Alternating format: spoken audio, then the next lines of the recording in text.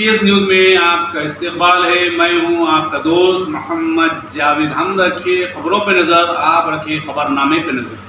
खुशामदीद नाज़रीन, NPL news में आप सबका खैर मकदम है। देखिए आगे चंद मनाजिर हमारे नुमाइंदे मोहम्मद जावेद की ये रिपोर्ट। हमारे चैनल को लाइक, शेयर एंड सब्सक्राइब कीजिए और इंस्टाग्राम पर फॉलो कीजिए। नहीं होता है, यहाँ पर होने का चांस ही नहीं है। हम सब एक है बोलते ये लोग प्रकट करे हैं, इसलिए मैं सबको धन्यवाद बात करते हुए वो दिन जो भी भाई लोग हैं पूरा वॉलंटियर्स बन के और जो भी क्वेश्चन आता है उसको भी वेलकम करने के लिए लोग हर एक साल जो डाइट डाल के पानी सप्लाई करना, चाय सप्लाई करना, बिस्किट सप्लाई करना और वो दिन ये अपना प्रोग्राम के हिसाब से जो भी प्रोग्राम्स लगाते हैं आगे रहते हैं, हमारे साथ में रहते हैं, पुलिस के साथ में। सबसे मैं धन्यवाद बात